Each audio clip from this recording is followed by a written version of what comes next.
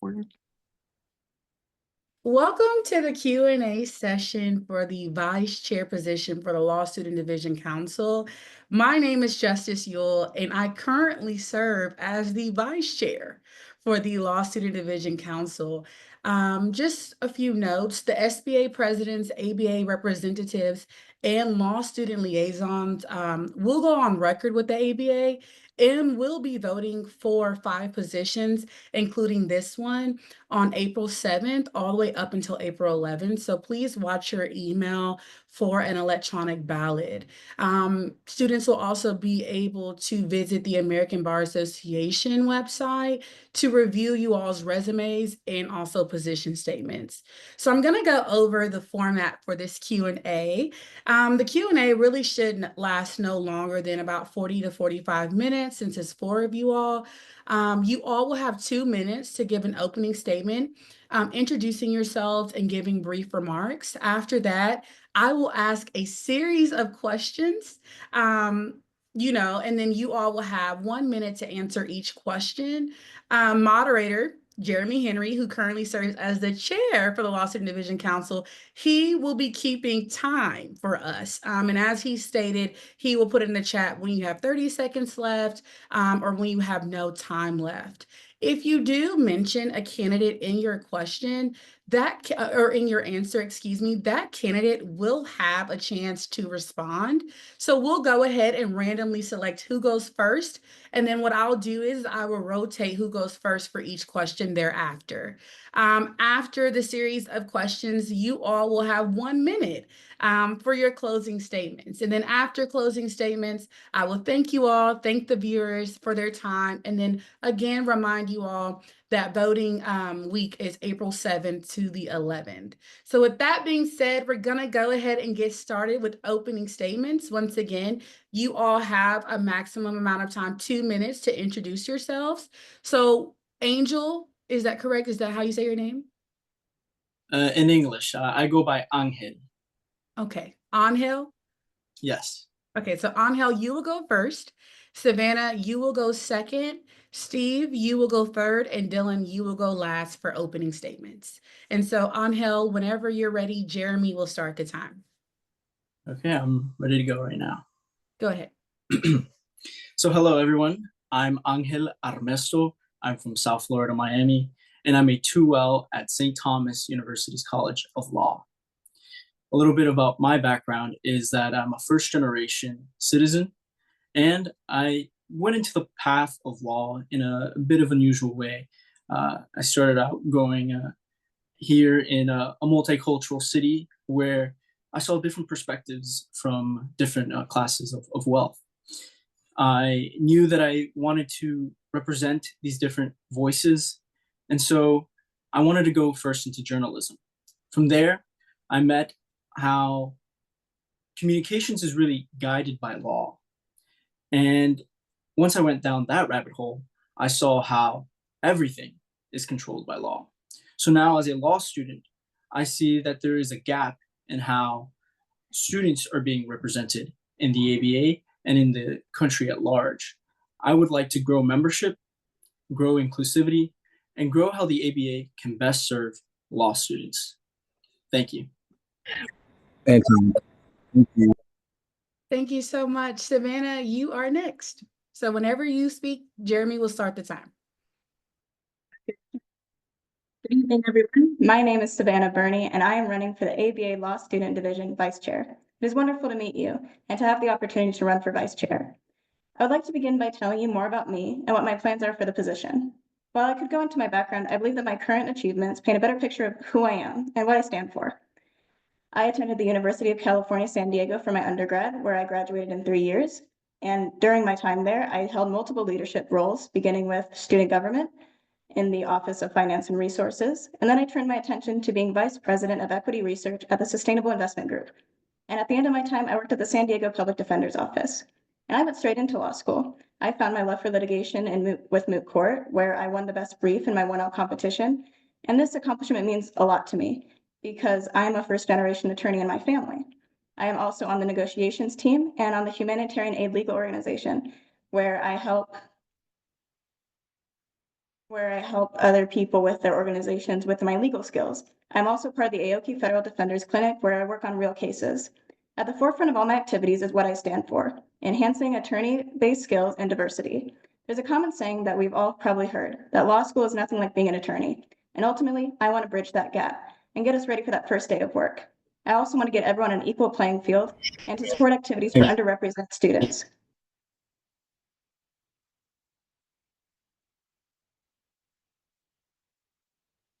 Jeremee, what'd you say?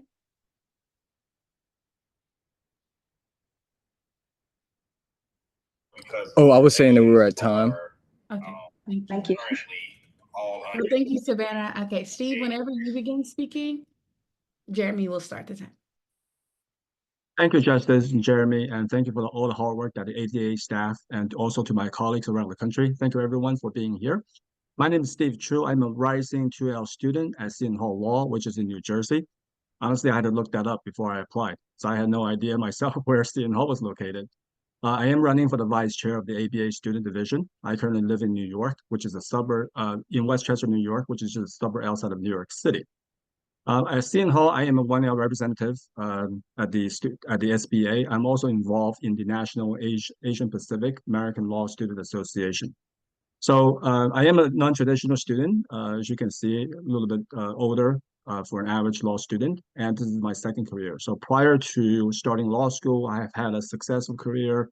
I founded my own company. I've worked in Fortune 500 companies in senior leadership positions in a wide variety of different roles in in finance, operations, sales, marketing, you name the gamut. So a lot of general management experience. And the reason I want to run for the vice chair position is why I came to law school in the first place, which is advocacy. I decided to pivot to law. This is a complete 180-degree shift in terms of my career direction because I want to advocate for other people. I'm sorry? Is time up? Okay, thank you very much. Okay. Thank you so much, Steve. And Dylan, you are last, but certainly not least. So whenever you start speaking, Jeremee will start the time. Thank you, Justice. Well, my name is Dylan King, and excuse me. I am a 2L at the University of Arkansas Fayetteville School of Law, and I'm honored to present myself as a candidate for vice chair. As a dedicated law student with passion for leadership, connection, and service, I do believe I'm uniquely prepared for this position. Throughout my time in law school, I've sought out opportunity to be involved and make a difference, whether through RSOs at my law school, such as sports and entertainment law or intellectual property, or also my current ABA role as the student liaison for the business law section. These experiences have shaped my belief in the power of collaboration and strong leadership, and most importantly, from people who genuinely care for their roles and want to uplift the community of law students. I can confidently state that I am one of those people, and that is one of the main purposes for why I want to be the next vice chair for the law student division, continuing to further that purpose. My current experience in law school and prior experience in life have helped me hone the skills and mindset needed to succeed in this role. Thank you. Thank you so much. So now we will begin with some questions. So the first question is, what previous leadership experience do you have within and outside of the ABA? I'm going to say it once again. What previous leadership experience do you have within and outside of the ABA? Dylan, since you were last, you're going to go first. Steve, you're going to go second. Savannah, you are third. And Angel, you are fourth. Once you all begin speaking, Jeremee will start the time, and you have 1 minute to answer the questions. So within the ABA, as I touched on just briefly, I am the student liaison for the business law section.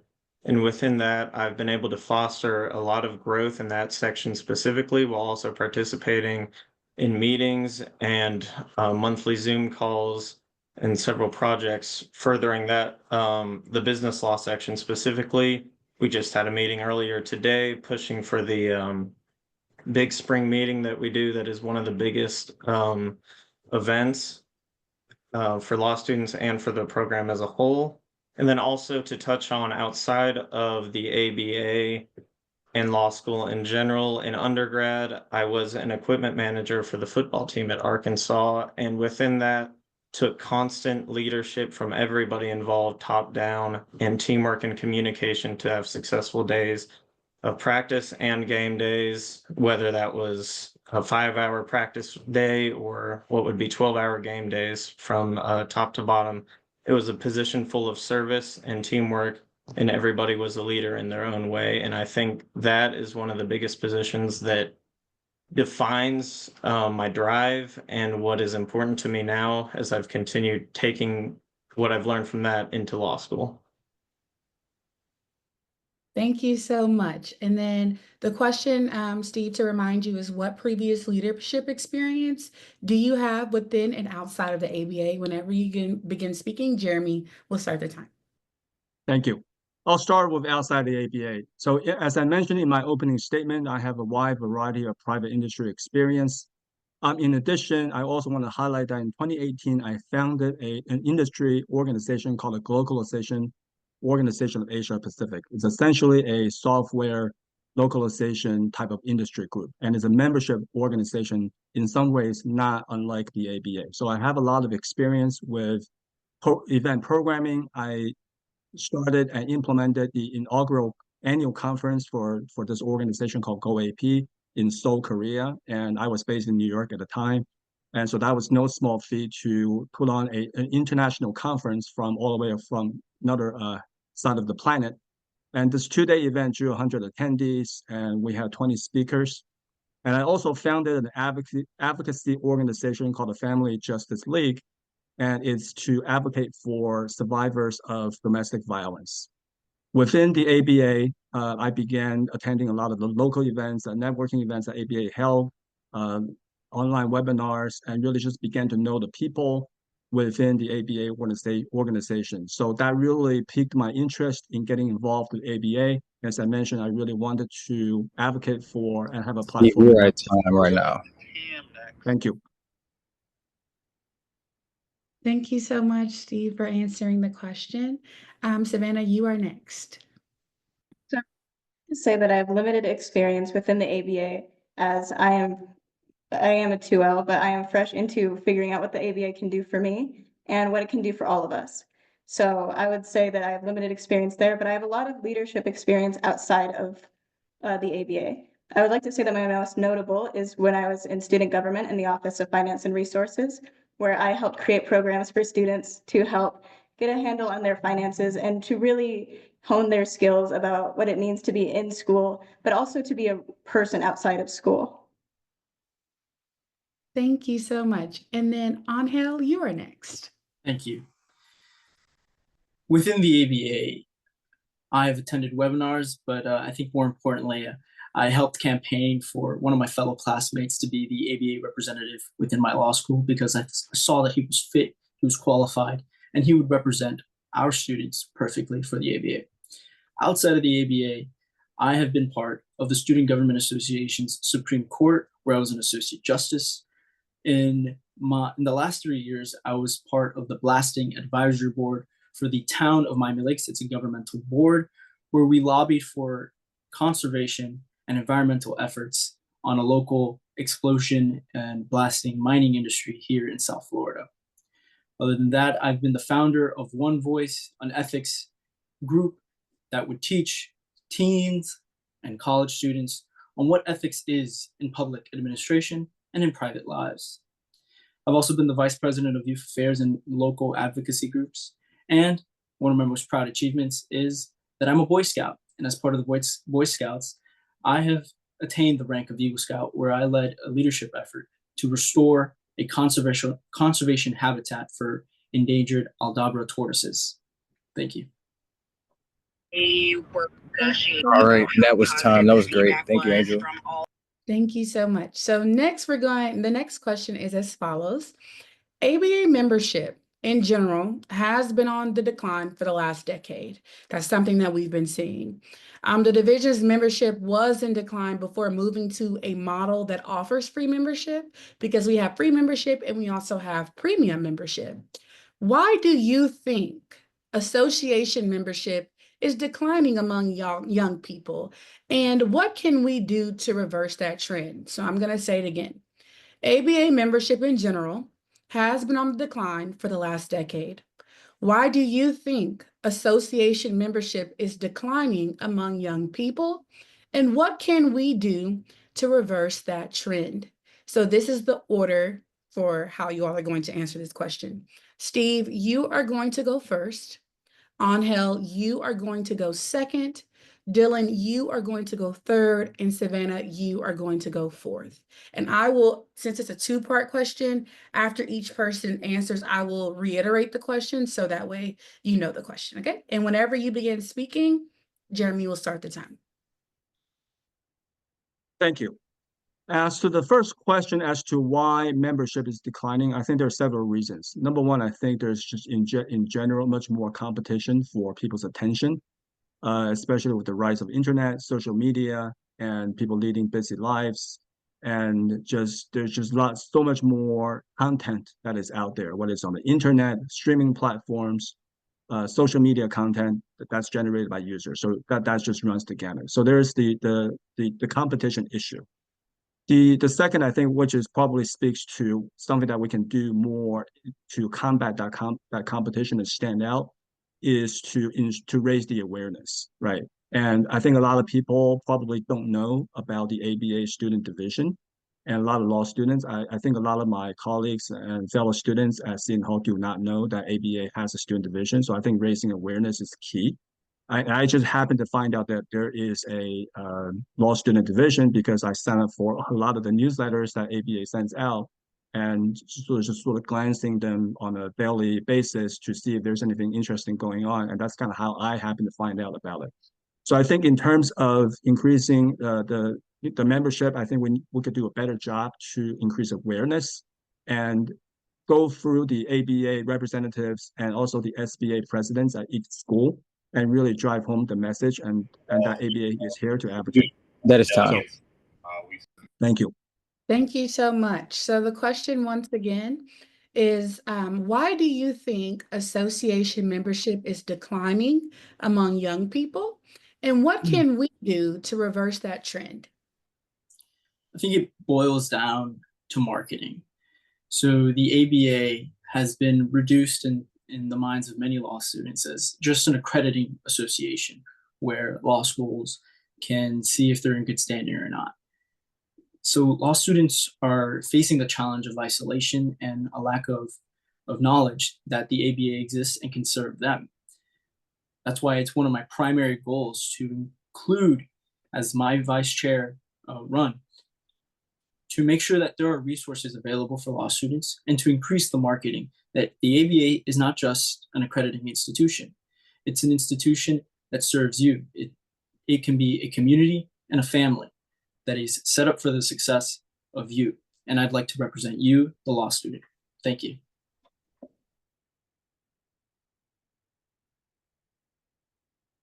Thank you so much. So the question once again is why do you think association membership is declining among young people? And what can we do to reverse that trend? Yes, I think my fellow finalists made some great points, and something else I want to hit on is that I think law students now are becoming so insulated in their own worlds that they are not stepping out of them, whether that's because of social media being so prevalent that they feel as though they're already as connected as they can be to the world, which is an area I would love to grow in if I am elected, our presence on social media. But also, I think many students starting as a 1L, they'll get bogged down or put so much pressure on themselves that they're not looking outside of their opportunities out of school. They're looking at, how can I get an A? How can I do the best brief? How can I participate in this? So I think a big thing is opening their eyes to the opportunity and resources that the ABA can provide. Like my role with the business law section has opened my eyes to, even more so as it's continued. So I think the biggest thing is showing these students, whether on campus or on social media, what is available to them. Thank you. Thank you. Okay, Savannah, once again, the question is, why do you think association membership is declining among young people, and what can we do to reverse that trend? Question. In my opinion, I think that people aren't looking towards the ABA because they don't know what the ABA can do for them. Speaking from my own experience, I didn't know about all the different events that the ABA has. All I knew was about the competitions that they ran, but I didn't know how much more they can really support and give like job opportunities and different events for law students to foster their own skills and to get more connected with attorneys, because ultimately law students love networking. And I think that having that experience and having that opportunity is something that a lot of people would take if they just knew it was there.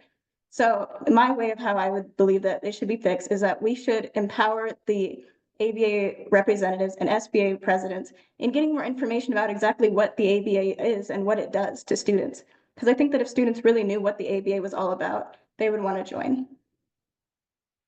Thank you so much. The next question is, as you all are aware, the Law Student Division offers a set of premium benefits for students who pay $25 annually. Do you have any ideas for additional premium benefits? I'll say it once again. As you are aware, the Law Student Division offers a set of premium benefits for students who pay $25 annually. Do you have any ideas for additional premium benefits? Savannah, you will answer this question first. Dylan, you are second. Steve, you are third. And Angel, you are last. Some benefits that people would want would be extra like inclusivity. So I believe that paying extra could give like extra seminars or extra networking events or even extra like skill building clinics for people to go to and learn from, because people are always looking for what's next and how to hone their skills before that first day of being an attorney. So I think that if those were offered and those were advertised, that people would look more into the premium membership and see that it can be useful to them beyond all the things that it already offers. Thank you so much. Once again, the question is do you have any ideas for additional premium benefits? Yes, there's one idea I would love to see grow, and that's a mentorship program. So if you're a premium student and you have a specific focus, whether it's real estate, business, criminal law, whatever it may be, we have so many different entities available for involvement. I believe if you're a premium student, it would be amazing if actual lawyers in that entity would be willing to pair up with a premium student and offer guidance or advice and as sort of a mentorship program for premium students. And I think that would probably drive more interest in that membership as opposed to free, because you'll be able to discuss an area of law that you're hoping to work in with somebody that's doing it successfully. Thank you so much. The question is, do you have any ideas for additional premium benefits? Yeah, so my idea is somewhat similar to Dylan's, but I have a slightly different take, right? I would love to see the premium program sort of offering premium law student members in the area of coaching and career counseling. And the reason I sort of distinguish that from mentoring is right now I'm part of sort of several mentorship programs. You sort of get together for dinner, lunches, and you can certainly ask them questions, and they're very responsive. And certainly that has helped my career. But I would love to see something that's even more formalized in terms of working like counselors and coaches working with the members or law students in terms of developing a career plan and really help them providing sort of the career coaching advice that really would help the law students, number one, succeed in law school and get to the next level in law school, but also position them well for their future career and for the job market. Thank you. Thank you so much. And then Angel, the question once again is do you have any ideas for additional premium benefits? Absolutely. I think that premium members should have a direct access, a pipeline to the ABA administration. So only premium members would have their input directly with the administration. Secondly, just to reiterate Steve and Dylan's idea, because it's an important one where law students are feeling isolated, are mentorship programs that are tailored to premium members. And then lastly, I'd like to see some sort of a program where premium members can have access in their local areas to specific networking events or luncheons to celebrate their lives as law students and to help them enter into practice. Thank you so much. So the next question is about the Standing Committee on Membership. So as Vice Chair, this role has a dual role as the only voting law student member on the broader ABA Standing Committee on Membership. The Standing Committee on Membership, also known as SCOM, it consists of several high-level experienced leaders who make decisions about the ABA membership. Tell us about your experience working with high-level leaders, executives, or experienced leaders.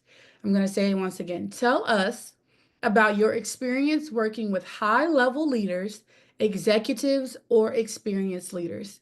Angel, you're going to go first. Steve, you're going to go second. Dylan, you're going to go third. And Savannah, you will be last. Thank you again.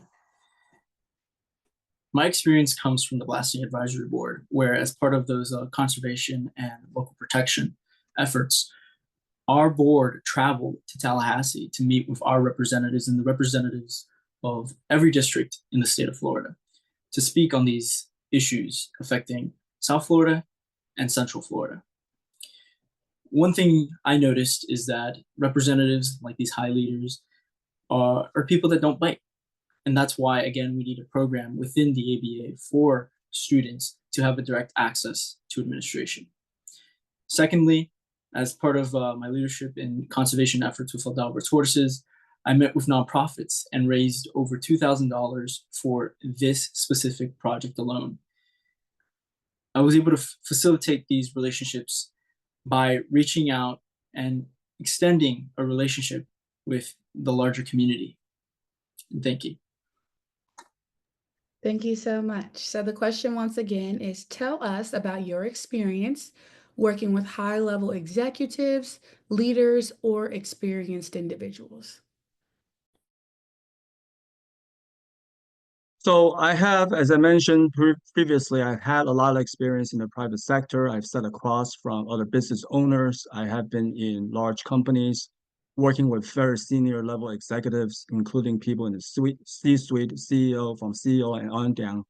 So I have a lot of experience in that area. And the other thing that I want to highlight is that I have also been part of several delegate teams to advocate on Capitol Hill, for example, to go to senator and congressman's office. I've also lobbied and advocated at the state level with the local assemblymen. And then the other thing I want to mention too is that the membership experience, the membership organization experience that I have had in terms of building membership, and I think that's a direct lead in terms of what we're trying to accomplish to improve and increase the membership at the ABA. Thank you. Thank you so much. So the question once again is, tell us about your experience working with high-level leaders, executives, or experienced individuals. So I would say I have pretty extensive experience with people that sort, whether this summer at Sam's Club, with their legal department and compliance. Frequently, we would be meeting with C-suite executives, the vice president, and other executives in that branch, going over compliance issues and legal issues there. That was frankly a pretty consistent situation that we would begin to speak on during my time. And then also working with the athletic department at my school's general counsel. We are frequently in communication with the athletic director there, and coaches who are all, pretty strong-willed people. And then also with the business law section, of course, of the ABA, talking with leadership frequently, and the other lawyers and young lawyers division, executives and decision makers. Thank you so much. And then Savannah, your last but certainly not least, tell us about your experience working with high-level leaders, executives, or experienced individuals. Say that my most notable experience working with high-level leaders is with my clinic, as they are leaders in their own field and with their own respects. Now, working with them, I've learned that I need to be diligent and passionate in whatever I do. And I certainly give my all in whatever I have going on. I believe that using my own legal skills to be able to work on real cases has given me a real edge and advantage in being in law school and getting that perspective from the other side of being the attorney. And I think that working with leaders has taught me that I need to be able to time manage with what I am working on, but also to give it my all and to go for anything that I think that could be fruitful. And I think that that is passed on into my personality, as I'm a very ambitious person and I appreciate every opportunity that has been given to me and those that I have to work for. But it is something that is going to exercise my skills. But I think that that is what I would say is my most appreciated time with leaders. Thank you so much. So, as the vice chair, programming and membership really do go hand in hand. What is one tangible programming idea you have that the Law Student Division can develop to boost membership? I'm going to say it once again. As the vice chair, programming and membership go hand in hand. What is one tangible programming idea you have that the Law Student Division can develop to boost membership? Dylan, you will go first. Savannah, you will go second. Angel, you will go third. And Steve, you will go fourth. Thank you. Yes, I believe one thing that we should definitely be doing to push membership is getting to these law students very early on and even before they are in law school. So I don't know that the ABA has ever done anything with pre-law groups, but I think it would be a great idea for us to push programming towards pre-law programs in undergrad across the country. So these students who are, for the most part, going to at least attempt to go to law school and hopefully do get to law school are already aware of the ABA and the opportunities. And then I think we should further that and make sure that law schools across the country are discussing the ABA during their orientation, however many days their orientation is. Just find some time, even if it's 30 minutes in the courtroom, to go over the ABA with these students and cover the possibilities, whether that is from the reps at the schools themselves, or if ABA representatives are going around the country making appearances, or even over Zoom. Just find a way to get in front of them. Dylan, we're at time. Thank you, Dylan. Okay, I'm going to say the question again. As the vice chair, programming and membership go hand in hand. What is one tangible programming idea you have that the Law Student Division can develop to boost membership? That my finalist has said, but I also believe that law students are interested in competing against each other, as that is something that I also love doing and getting to have that experience and getting to hone these skills. And one tangible idea that I have is to create more competitions for law students to get engaged in and to really build that skill. And so one idea that I would like to have is to engage with more attorneys to get better research about what exactly goes into being an attorney and what skills would they have wanted to hone while they were still in law school. That the ABA can provide. And one example would be like a research competition where students can research against each other and come to a consensus, because that is a skill that is very well practiced in legal practice. And I think that that could go to serve the law student community, which is ultimately what the job of being vice chair is to do, is to serve the community and serve the representatives and presidents. Now, there are multiple competitions that we could have, but I would like to be able to research more about what goes on at a practice to better engage and to delineate what I could exactly put on for these competitions. Savannah, we are at time. Thank you. Thank you. Thank you so much. Okay, I'm going to say the question again. What is one tangible programming idea you have that the Law Student Division can develop to boost membership? Seeing as how membership is declining, one of my main priorities as vice chair would be to create more access to resources like mentorship. And as a program, in concrete terms, I believe that the ABA should focus on developing the regional connections and infrastructure in every region to develop some sort of dinner or luncheon where attorneys, legal scholars, professors, and most importantly, law students can get together and learn together, dine together, and feel truly like a community. Thank you. Thank you so much. And then Steve, what is one tangible programming idea you have that the Law Student Division can develop to boost membership? Thank you. Our 3 years at law school is a journey. And depending on whether you're 1L, 2L, you have different needs. So for incoming 1L student, we're thinking about what are we going to do to succeed in law school and how do we get good grades? And as 2L students, people are beginning to think about summer associateships, clerkships, etc. And of course, as graduation is upon us for the 3L students, obviously thinking about that job. And so I think tying to that journey is to provide kind of the programming specifically that tailors to the needs of the law school students. And I think our panel has mentioned we sometimes feel isolated. And I think building those connections with other law students, building that sense of camaraderie and community will really help us feel that we're not alone in this journey, whether you're 1L, 2L, or 3L students. So I think developing programming that targets each of those sort of different 1L, 2L, 3L students will really enhance the quality and the richness of the ABA programming and thereby increasing our membership. Thank you. Thank you so much. So as the vice chair, and I can speak to this, you are the chair of the membership committee. And the membership committee comes up with ideas and programming to really boost membership in the ABA. One concern that we have crossed is funding for law students to attend these networking events that the ABA hosts throughout the year. What are some ways to counter funding resources that students essentially may hit when it comes to their law school? So I'm going to say it again.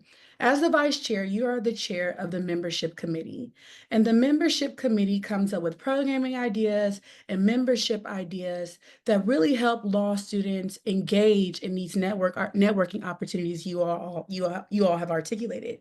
So what are some ideas, some funding resources ideas that the Law Student Division can implement that will help law schools pay for students to come to these events?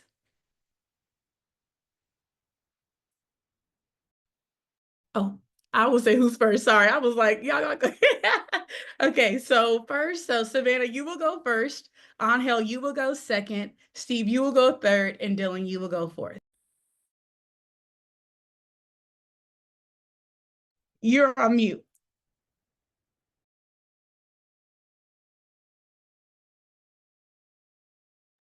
I'm muted. Sorry.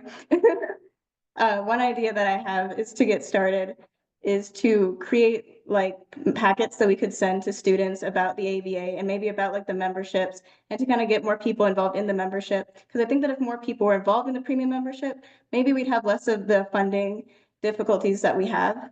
But also I think that maybe starting like across the board with the ABA representatives, maybe like bake sales or like different kinds of like little funding at each school, because it also increase awareness and it would also give us money to support well, my competitions or mentorship programs or whatever we can work to create. Thank you so much. Dylan?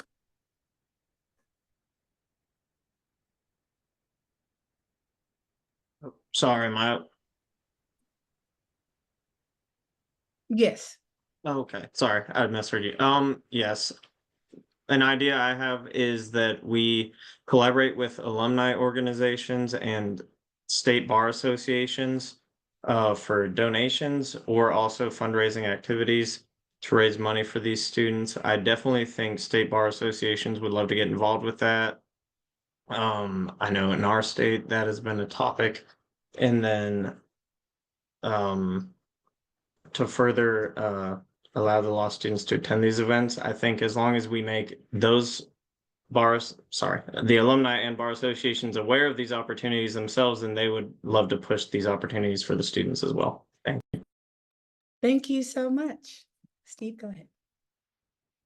So I think in terms of funding, one thing that I would want to implement is sponsorship and from law firms. And I think when people think of sponsorship, people are probably thinking about the really big law firms and maybe having their logo on the website. But I would like to take it one step further, right? Because I think first of all, we have to answer the question, what is in it for the law firms doing the sponsorship? And I think for them is that as much as law students are fighting for positions at these law firms, the law firms are also fighting for talent as well, right? So giving them access to the student talent.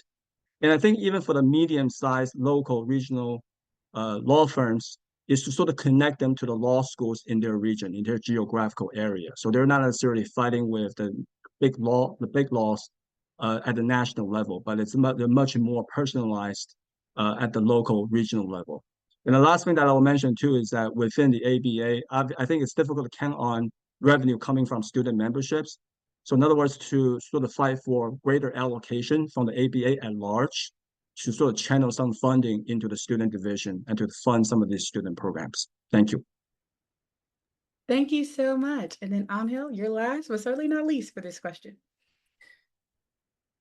Long term, the ABA's law students' membership tuition, call it, should be serving them. So every dollar that they pay in should be going to what they need because it's their money at the end of the day. So in the short term, in order to get to that, we should have public and private partnerships where law firms and nonprofits can donate.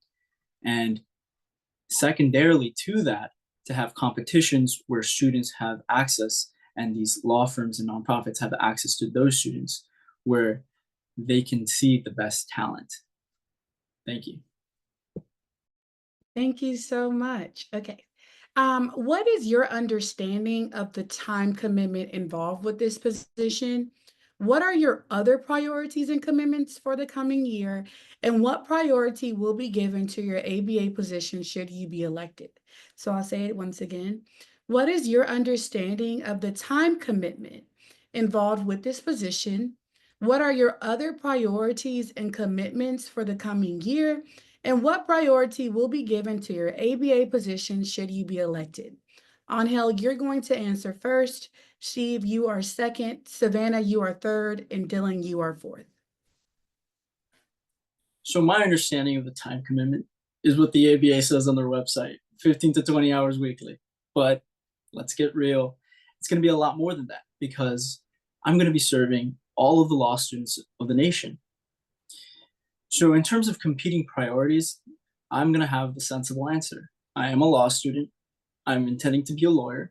And so my other priority is to become a lawyer, to do well in law school. But that also comes with the framework that I'm being elected and being trusted as vice chair. Now it's not just about me. It's about you, and it's about all the other law students.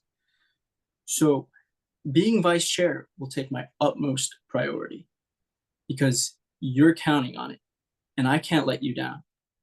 Thank you. Thank you so much, Steve. Well, I will echo everything that Angel has said. And then also in transparency, prior to deciding to run for the election, I spoke with several officers of the ABA student division, just to kind of find out realistically, right, above and beyond what the website says, what the time commitment is like, what the job is like. So I know what it is that I signed up for. And of course, we're all law students, but I am here because I take this job, if I'm elected, very, very seriously. I want to advocate and use this position as a platform to advocate for the ABA, advocate for the law students, and advocate for the community around me. And so in terms of the priorities and, when I think of commitment, I think it's really about getting the job done, whatever it takes. Steve, we're out of time. Thank you. So I don't match that in hours, and it's about getting it done. Thank you. Thank you so much. Savannah? We can tell the website does say it's 15 to 20 hours, but I think that's more of a recommended time. I think that it is what you make of it. And I think that I want to make this the best that we can see. I intend to put my all into this position. And if that takes me 25 hours, if that takes me 40 hours, then I'm more than willing to do that. As I have set up my schedule so that I have enough time to devote as much time as you need for this position and as much time as should be for this position, as I have many goals and I have many dreams for what we can make this next year be. And I want to make sure that they're all achieved. And in doing that, it's putting my best foot forward, and it's in serving you. So I do have other commitments, but ultimately I believe this will take first priority beyond my school because I do need to become an attorney. So other than that, I believe that this will take first priority among all of my other obligations. Thank you. Thank you so much. Dylan, you are last, but certainly not least, so go ahead. Thank you. Yes, to echo the others, of course, we see the 15 to 20 hour recommendation, but realistically, it is whatever is needed and whatever's necessary because this is a role that no one made us sign up for. You don't have to do this. We're all choosing to do this, and it'll be a privilege to receive the role. And that's how I see it. So while of course law school comes with its own challenges and time commitments, and along with that, I'm sure we all are to some degree working a job or internship or whatever it may be somewhere else. But again, echoing that, that's something that the majority of law students are doing.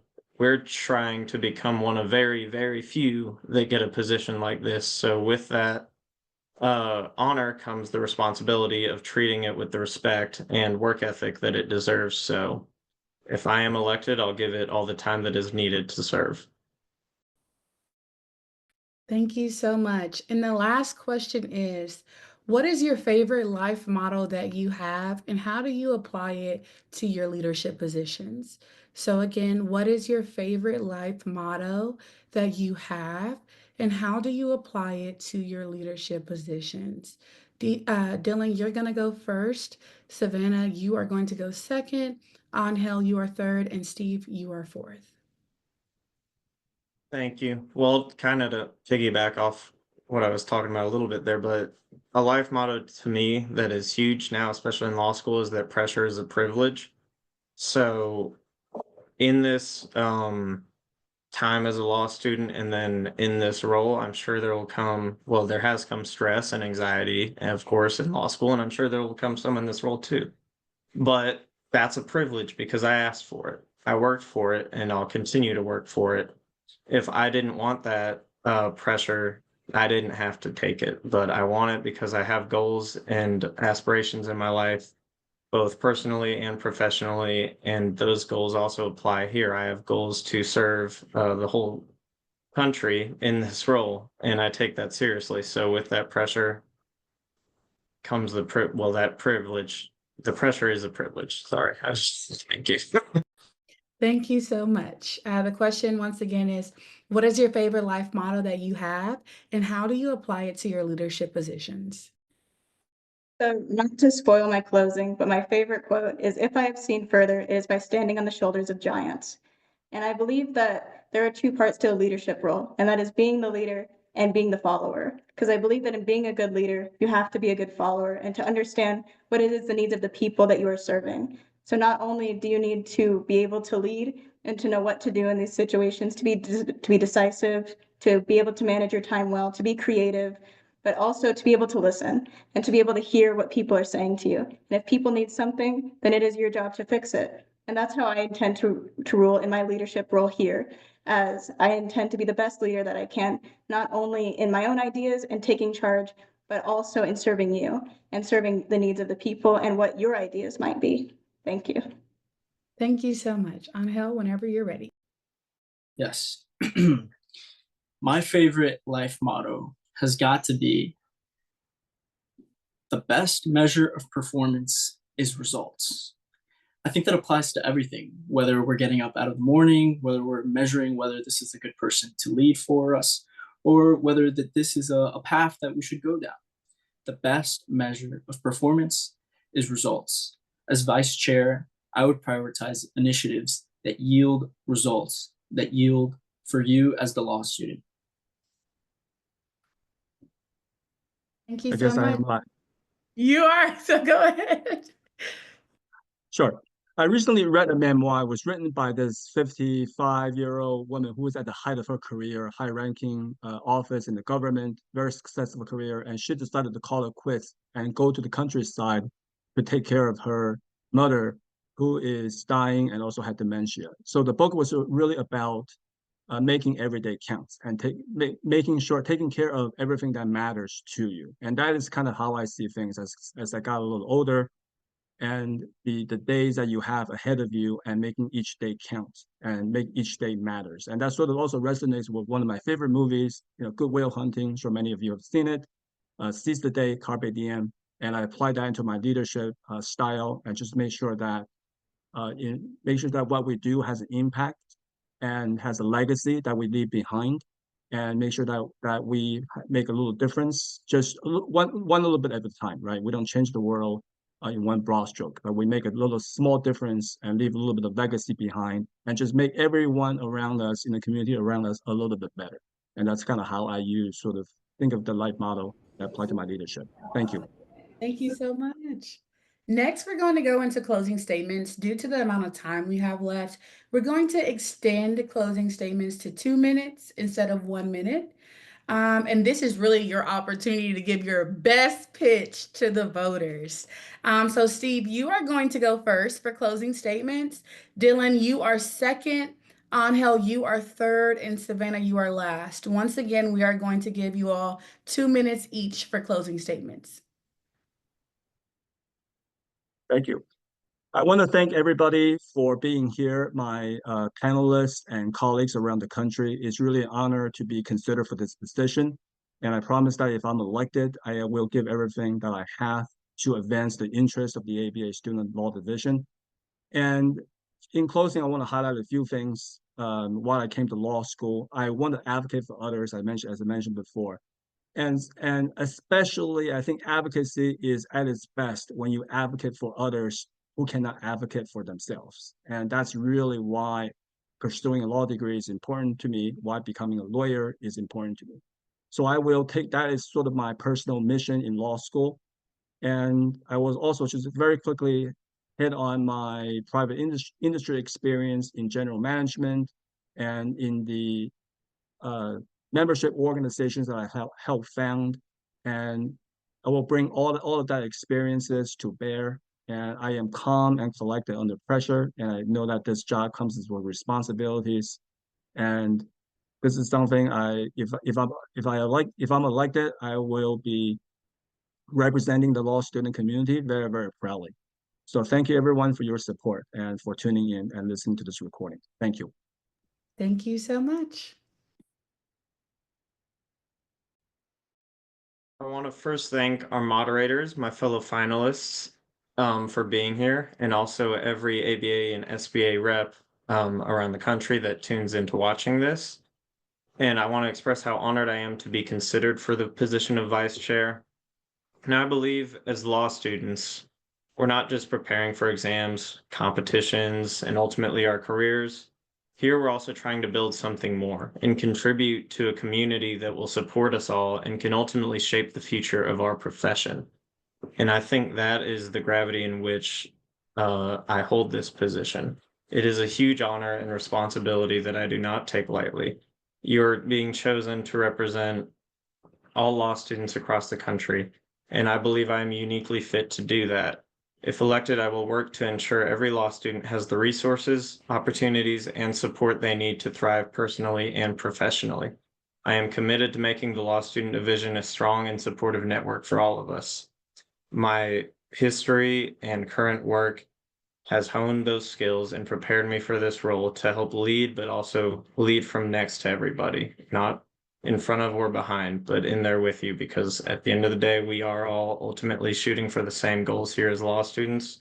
And I want to help drive every law student across the country to have as many resources and help with the ABA as possible, and let them know we're here for you. So I would love to receive your vote and serve you as the next vice chair. Thank you. Thank you so much. Angel? Thank you again for your time and for considering me as your next vice chair. To Justice and Jeremee and my fellow panelists, thank you for hanging out with me for this quick session for the voters to get to know us. I want to reiterate that I'm passionate about supporting and building a community for law students, to provide the resources and opportunities to build a better ABA, an ABA that's growing in membership inclusivity and that's serving us, the law students. In that vein, I would be honored to serve as your next vice chair.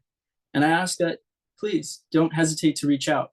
If you have any further questions, I'd love to continue the conversation and receive your vote. Thank you. Thank you so much. Savannah, whenever you're ready.